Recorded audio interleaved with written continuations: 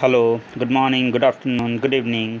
It's again your statistics educator Sanju Pal welcoming you all to the class of statistics. Okay, children, today we are going to see the methods of collecting the primary data. Now, we have already seen what do we mean by primary data and say the secondary data.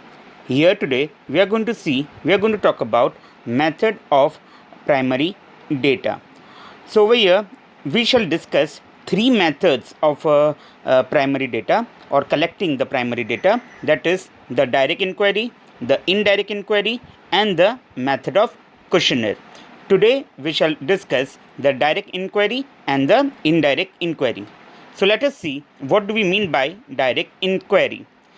As it is given over here, an investigator himself or an enumerator appointed by him visits personally to the field and collects the necessary information. Such kind of inquiry can be regarded as direct inquiry.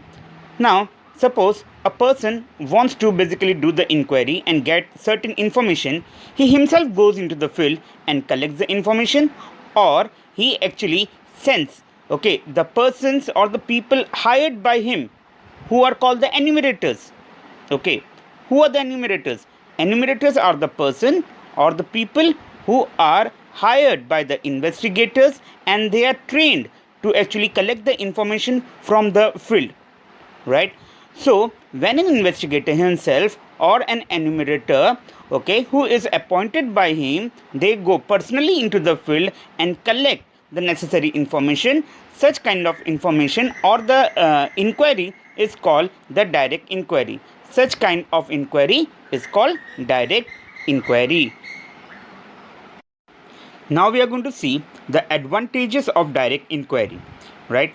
Now the first advantage is that the data is accurate and reliable.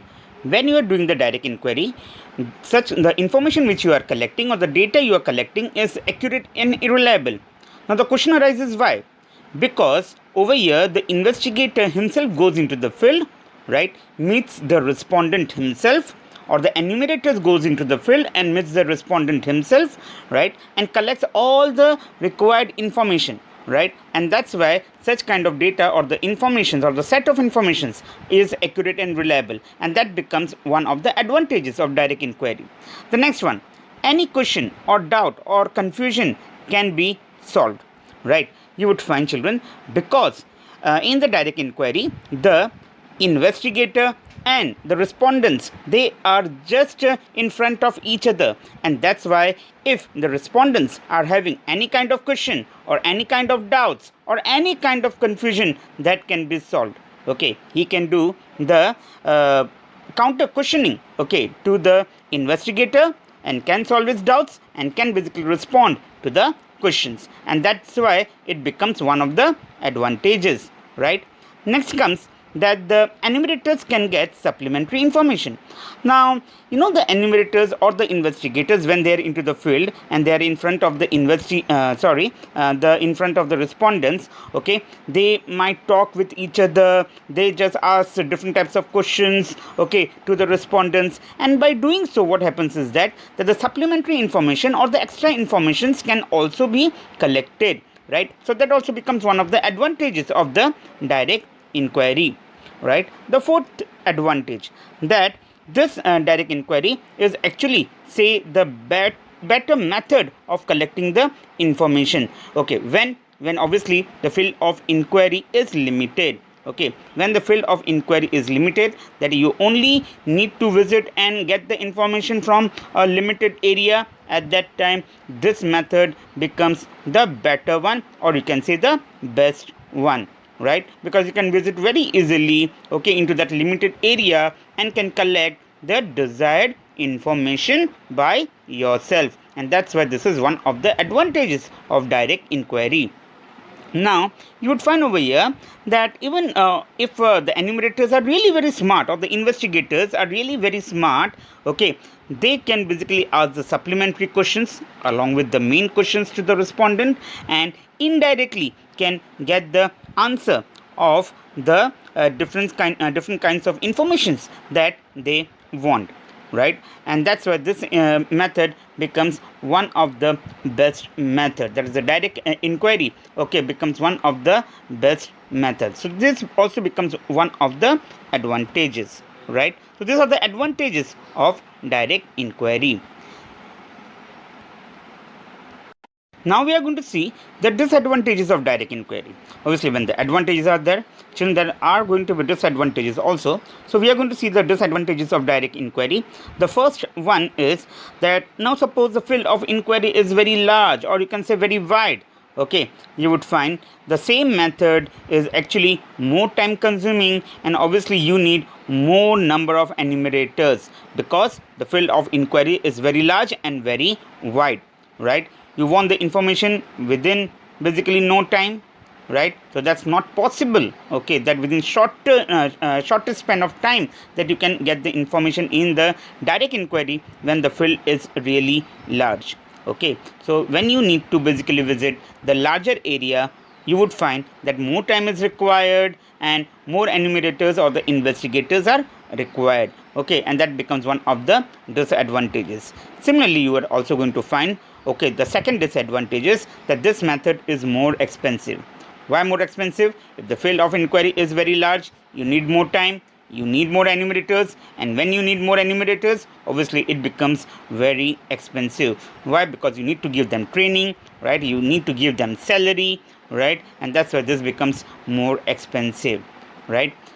The third disadvantage of this is that if the enumerators are untrained, okay, you would find the informations which are collected is less reliable. You can't rely on the collected information. Why? Because the enumerators, they are untrained, they don't know how to collect the desired information, right? So they collect the information in their own way, in their own manner, whatever the way they feel correct, right? And that's why you would find that informations, the needed informations, can't be collected accurately, and that's why such kind of informations which are collected are less reliable.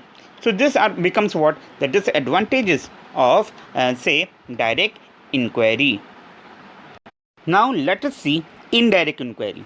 Now what do we mean by indirect inquiry? You would find that when investigator, he actually contacts an organization or say any person and collects the information, okay, from the organization or the said person. At that time, such kind of inquiry can be regarded as indirect inquiry.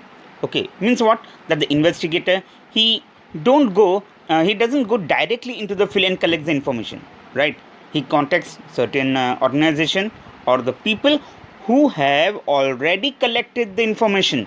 From them he collects all the kinds of information, right? So such kind of information can be regarded as indirect inquiry. Now, right over here, now I would like to give a example on indirect inquiry, and again, just if we go to the past, that is direct inquiry, example on direct inquiry also, indirect inquiry also.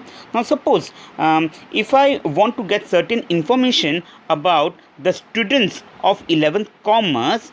Now if I am meeting each and every child of 11th commerce of LP 7 school and collecting the relevant information, that becomes a direct inquiry for me, right?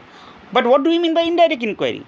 In indirect inquiry, I will contact the class teachers and will collect the information about each and every students of the class, and that becomes indirect inquiry for me, right?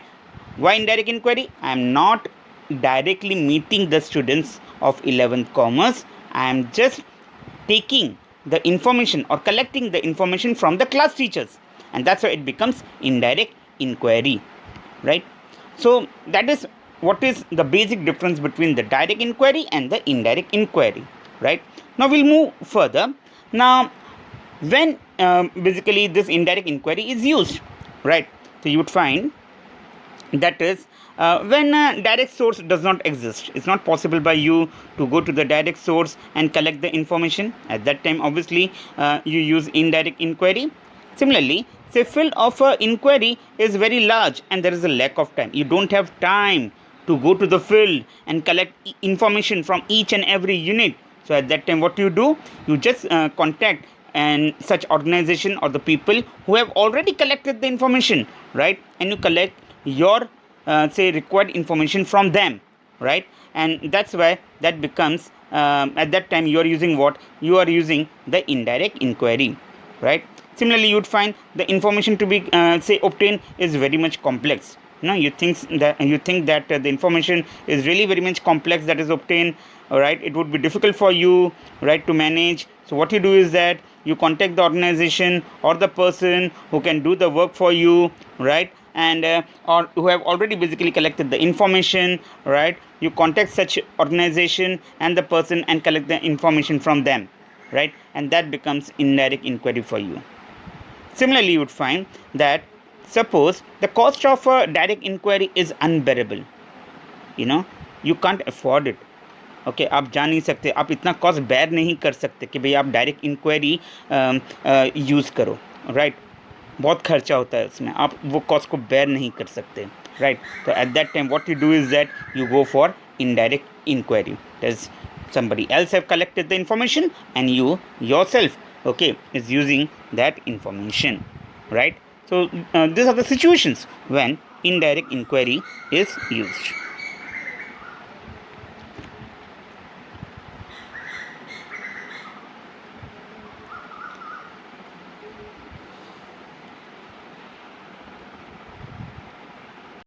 We are going to see what are the advantages and the disadvantages of indirect inquiry. We have already seen the advantages and disadvantages of direct inquiry. Now we are going to see advantages and disadvantages of indirect inquiry, right? Okay, the first advantage, that is you would find that field of inquiry is vast, and you would find when the field of inquiry is very vast, okay, you would find this method is much more suitable, right? It's not possible by you to go to the such a wide, okay, field and get the information. At that time this is the most suitable method, right? You would find the respondent is not willing to give the information. When the respondent is not willing to give the information, what you do? Okay, you are doing or using the indirect inquiry, right? You are basically collecting the information, okay, from somebody else, okay, who have already contacted the respondent and collected the information. So that also becomes one of the advantages. You would find again indirect inquiry is less cost oriented, less time is required, okay, and the energy required is also less. Why? Because you are collecting the informations from somebody else, from some other people or some other organization, and that becomes one of the advantages, right? You'd also find this method is much more actually suitable to the different kinds of government departments, right? So these are what the advantages of your indirect inquiry. Okay, now again the advantages are there, you are obviously supposed to get the disadvantages for the same, right? So we are going to see the first one, that you would find, and sometimes what happens is that the organization or the individual who have collected the information, okay, from the field directly, okay, they might be having some prejudiced mindset, okay, or they might be having a biased attitude, okay, towards somebody, okay. At that time this method for you is a disadvantageous one, right? Okay, आप जिसके पास से, जिस organisation के पास से या individual के पास से informations collect कर रहे हो, राइट, हो सकता है वो कुछ या कोई तरीके का फेवरेटिज्म दिखा रहा है, राइट, ओके, और सही इंफॉर्मेशन कलेक्ट नहीं किया है. तो at that time what happens is that आप जो इंफॉर्मेशन बेसिकली कलेक्ट करते हो ऐसे ऑर्गेनाइजेशन से या इंडिविजुअल से, राइट, ओके, उनके द्वारा कलेक्ट किया हुआ इन्फॉर्मेशन आपको कहीं पे भी काम में नहीं आता है. And that's why that becomes what one of the disadvantages of your indirect inquiry, right? Okay, we'll see to the next one, right? The next one is, say you would find that such kind of method, okay, is quite useless, okay, when you would find the organization or the individual, okay, who have collected the information is really very much dishonest, okay, okay, वो honesty के साथ informations collect नहीं करता है, inefficient है, okay, inefficient है अपने काम में, ओके तो जो इन्फॉर्मेशन उसने कलेक्ट किया होगा वो हो सकता है सही नहीं होगा. You would also find when such kind of organization and individual they can't provide correct information. Okay, they are unable to provide you correct information. Okay, so at that time this method becomes one of the disadvantages, right? So these are what the advantages and disadvantages of your indirect inquiry, right? So children, today we are stopping over here. Okay, today what we have seen the direct method, right? Okay, and the its advantages and disadvantages, and also say the advantages and disadvantages of indirect method, right? Okay, so bye for just now, right? And just take care of yourself, and again take care of your family, right?